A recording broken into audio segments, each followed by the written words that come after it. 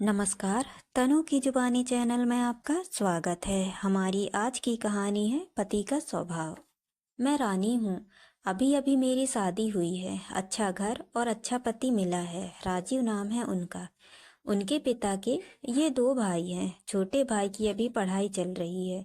इनकी अच्छी एक दुकान है जिसे ये पापा जी और मम्मी जी संभालते हैं। शादी को अभी मेरे 10 दिन ही हुए हैं और मैं अपने आप को बहुत खुशकिस्मत मानती हूँ क्योंकि मुझे बहुत प्यार करने वाला पति नसीब हुआ है। सास और ससुर तो पति से भी अच्छे हैं। अभी अभी शादी हुई तो ज्यादातर घर पर ही रहते हैं। दुकान अभी पापा और मम्मी संभाल रहे हैं। शादी को अब 1 महीना हो गया था। इनका अभी भी दुकान पर जाना वैसा शुरू नहीं हुआ। कुछ देर के लिए जाते और फिर वापस आ जाते। सुबह पापा जी ही जल्दी उठकर दुकान खोलते और देर रात तक वही दुकान पर बैठते थे। मम्मी जी उनके लिए खाना ले जाया करती थी। यह दिन भर मेरे पीछे ही घूमते रहते। मैंने इन्हें बोला कि अच्छा नहीं लगता, अब आप रेगुलर दुकान पर जाना शुरू करिए, वरना मम्मी पापा कहेंगे कि मैंने आपको कंट्रोल कर रखा है। उन्होंने बोला, ऐसा कुछ नहीं होगा, वो सब बातें तुम मत सोचो। एक दिन हमारे कमरे की नल की टंकी खराब हो गई तो हमारे बाथरूम में पानी नहीं आ रहा था, तो मुझे नहाने के लिए हॉल के बाथरूम में जाना पड़ा। मेरे पति तब सो रहे थे। मैं बाथरूम में नहाने गई। कुछ ही सेकंड के बाद वो भी उठकर दरवाजे के बाहर आ गए और बाहर से ही मुझे आवाज देते हैं, रानी तुम अंदर हो? मैंने बोला हाँ। अपने रूम में पानी नहीं आ रहा था, इसीलिए मैं बाहर आकर नहा रही हूँ। फिर जब तक मैं नहा कर वापस नहीं आई तब तक वो दरवाजे के बाहर ही खड़े रहे। ऐसा वो रोज करने लगे। एक दिन वो बाथरूम में नहा रहे थे, तब कुरियर वाला आया। कोई था नहीं तो मैं रिसीव करने के लिए दरवाजे पर गई। मैं अभी उससे बात कर ही रही थी कि यह बाथरूम से टॉवेल में ही भाग कर आए। आते ही मुझे जोर से कहते हैं कि तुम अंदर जाओ। फिर उसके जाने के बाद किचन में आकर मुझसे कहते हैं कि इस तरह अनजान आदमी से बात करना सेफ नहीं है, तुम ध्यान रखा करो। फिर इसके बाद मैंने कई बातें देखी, जैसे जब हम बाहर जाते थे तब वो मुझे इधर उधर नहीं देखने देते थे। कहीं खाना खा रहे होते थे तो मेरी नजरें कहाँ हैं, मैं किसे देख रही हूँ, देखते रहते थे।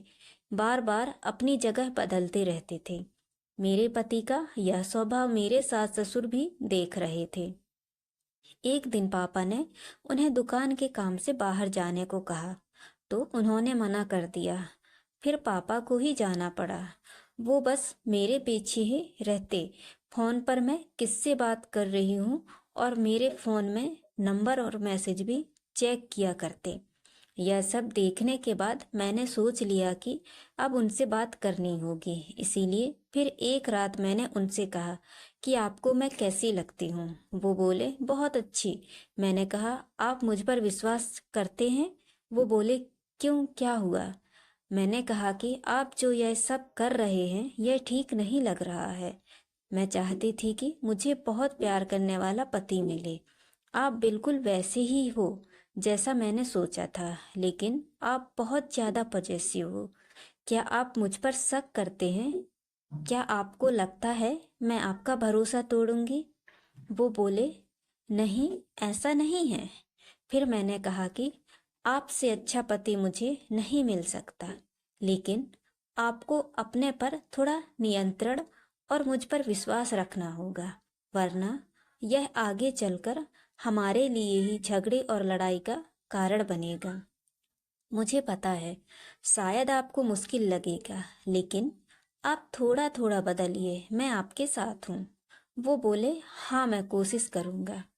अगली सुबह मैंने उनको उठाया और कहा कि दुकान आप जाएंगे और खाने के पहले नहीं आएंगे। मैं घर में ही हूँ, चाहे तो आप फोन कर लेना। वो जैसे तैसे मन मार कर गए, कभी रूठ कर तो कभी प्यार से। धीरे धीरे उनकी आदत सुधारने की कोशिश कर रही हूँ। मैंने सोचा एक पत्नी अगर पति को नहीं समझेगी तो कौन समझेगा। बहुत हद तक मैंने उनका स्वभाव बदल दिया है। बात को बढ़ाना नहीं, बात को किस तरह से सुलझाया जाए यह सोचना चाहिए। हम दोनों में एक बात तय हुई कि हम एक दूसरे के मन में क्या चल रहा है हमेशा एक दूसरे को बताते रहेंगे। बात नहीं करना, अपनी बात मन में ही रखना ही किसी समस्या को जन्म देता है।